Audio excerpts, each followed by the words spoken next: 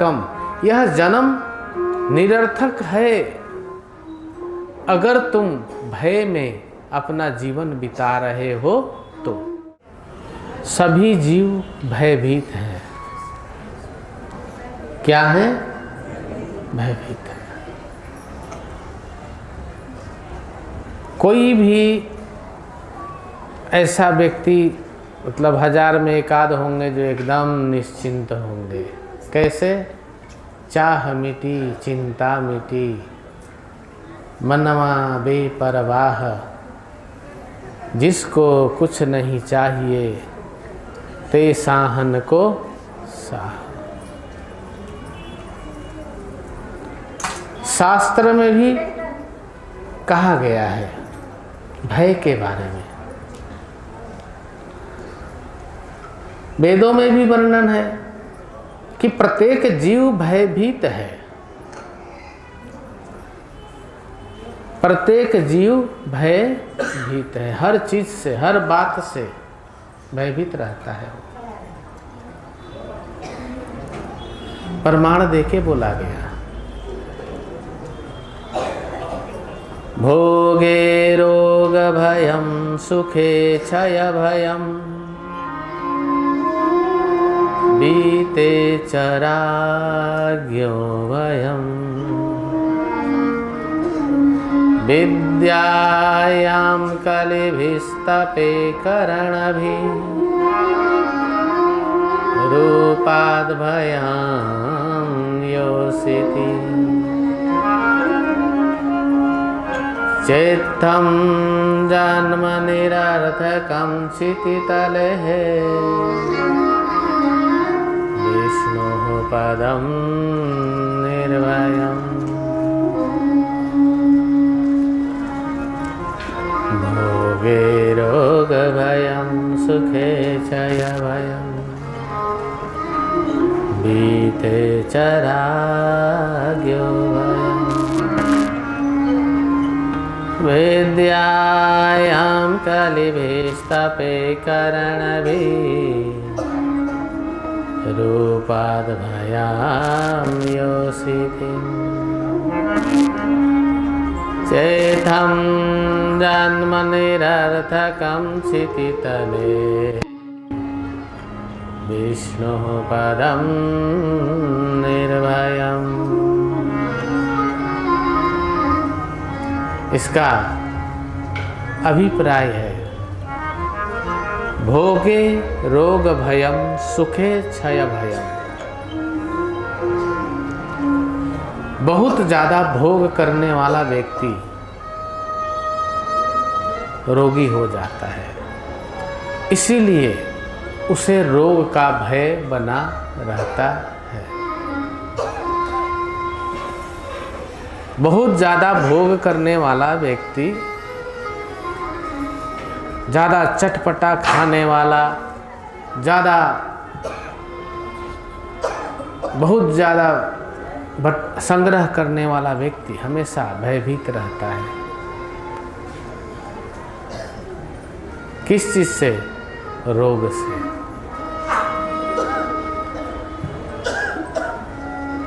तमाम तरह की बीमारियां होने लगती हैं। भोजन ही नहीं है, वासनाएं भी आ जाती हैं उसमें, भोग में विषय भी आ जाता है। तो भोगे रोग भयम सुखे क्षय भयम। जो व्यक्ति सदैव सुख में रहने की आदती होता है, जिसे सुख में रहने की अभ्यास हो जाता है, उसे भी क्षय अर्थात सुख नाश होने का भय रहता है कि कहीं ये मेरा सुख कोई छीन न ले, नष्ट ना हो जाए।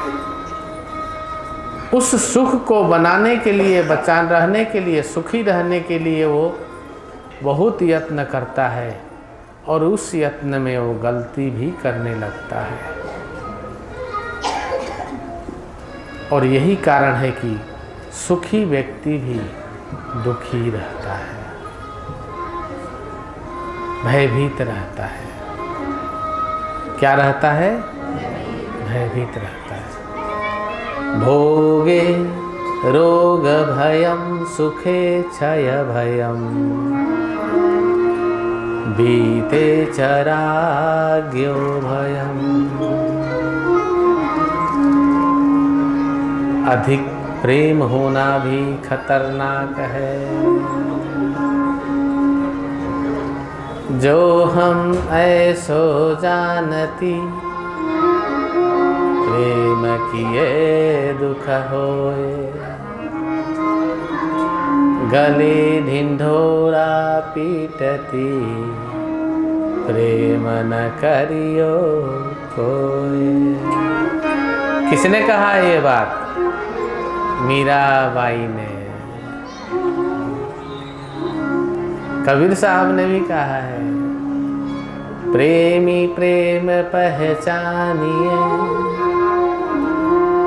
रहिए न प्रेम के आस। कहत कबीर सुनो भाई साहब, कर दे सबका नाश। प्रेम करो लेकिन उस पे आशा लगा के मत बैठ जाओ। कबीर साहब ने कहा करो, परंतु उसकी आशा में मत रहो। आशा में रहोगे तो तुम अपना सब कुछ नाश कर लोगे। कैसे नाश हो जाएगा? नारी मोई गृह संपत्ति नासी, मूढ़ मुड़ाए भय सन्यासी। गोस्वामी जी ने कह दिया कबीर साहब के बाद। तो प्रेम भी अच्छा है, उत्तम है, परंतु ये प्रेम कहाँ जा रहा है आपका, ये देखना पड़ेगा। उसकी दिशा कैसी है, दशा कैसी है? क्योंकि अगर दिशा गलत होगी तो भयभीत हो जाओगे। श्री राम। कुछ समय पहले एक व्यक्ति, बालक ही था, 30-35 साल के होंगे या 25-30, हमें उम्र का पता नहीं, उसको भय का बीमारी हो गया था। अब वो अपने पत्नी को कहीं जाने ही ना दे, बोले किसी से बात करती है। हमने कहा रे भैया काहे को? बोली महाराज इनको भय की बीमारी हो गई है। क्या बोलते हैं अंग्रेजी में उसको? नहीं, डिप्रेशन है, फोबिया या कुछ ऐसे ही बोल रही थी वो, कि मैं कुछ भी करूं, अगर सब्जी लेने भी चली जाती तो खुद नहीं जाएंगे, और जाऊं तो बोले किससे बात कर रही थी तुम? तो महाराज मैं इनसे अब अलग रहने की सोच रही हूँ, कहीं ये गला वाला ना दबा दे मेरा। श्री राम। तो अधिक प्रेम भी तुम्हें गला दबाने पे मजबूर कर देता है। तो भोगे रोग भयम सुखे भयम बीते चराग्यो भयम। इसलिए प्रेम भी करो तो सोच समझ के करो। प्रेम कहाँ करना चाहिए, कैसे करना चाहिए और कितना करना चाहिए।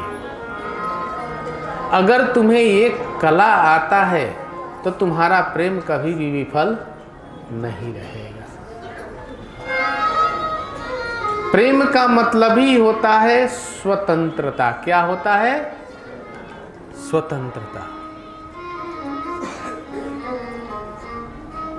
प्रेम का मतलब बंधन नहीं होता है। प्रेम जो है स्वतंत्र है। समझ रहे हैं ना?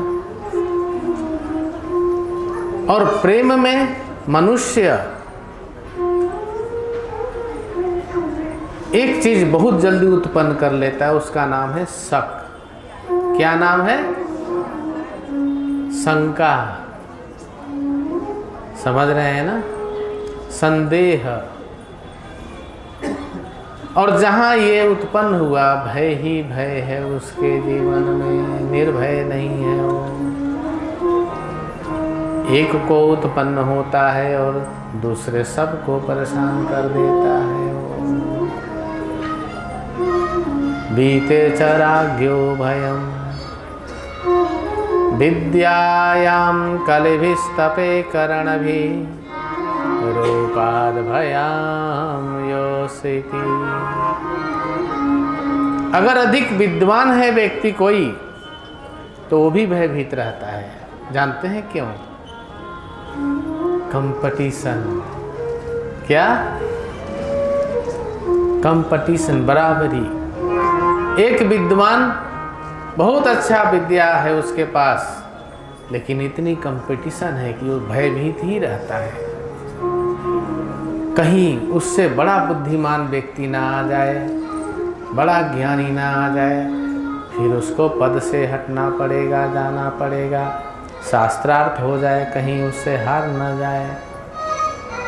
तो विद्वान होना भी भयभीत प्रतीत देता है, तो विद्वान पुरुष भी भयभीत रहता है। फिर कहते हैं विद्यायाम कलिभिस्तपे कर्णभि रूपाद भयाम योसिति। अगर मनुष्य अधिक रूपवान हो जाए तो भी भयभीत रहता है। अगर कोई लड़की रूपवान हो जाए तो पूरी मोहल्ला गली उसी को देखता रहता है। कोई लड़का रूपवान हो जाए तो पूरी सबके सब उसके पीछे पड़ जाते हैं। तो अधिक रूपवान होना भी भय का कारण है।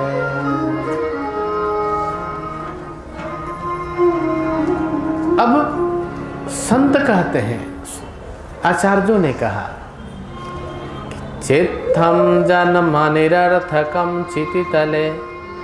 ऐसा कोई भी स्थान नहीं है जहाँ पे मानव जाति निर्भय रह सके। समझ रहे हैं? ऐसा कोई स्थान है ही नहीं जहाँ पे मानव जाति निर्भय रह सके। तो आचार्यों ने कहा, चित्तम जन्म निरर्थकम क्षितितले। क्षितितले कहते हैं पृथ्वी, क्षिति कहते हैं किसको? रामायण जी में ना, क्षितिचल पावक अगन शरीरा। क्षिति मतलब भूमि। इस पृथ्वी पे कहीं ऐसा कोई जगह नहीं है जहां मनुष्य निर्भय होकर के रह सके। चित्तम जन्म निरर्थकम, यह जन्म निरर्थक है अगर तुम भय में अपना जीवन बिता रहे हो तो। चित्तम जन्म निरर्थकम क्षितितले। और फिर बोलते हैं विष्णु पदम निर्भयम। इस संसार में सब जगह भय ही भय है। एक भगवान विष्णु का चरण कमल अर्थात भगवान श्री हरि का, नारायण का, गुरु गोविंद का आश्रय ही ऐसा आश्रय है जहाँ जीव निर्भयता को प्राप्त होता है। समझ रहे हैं? अगर निर्भय रहना है तो तुम्हें ईश्वर के आश्रित जीना पड़ेगा, उसके शरणागति में रहना पड़ेगा। नहीं तो कहीं भी तुम निर्भय नहीं हो।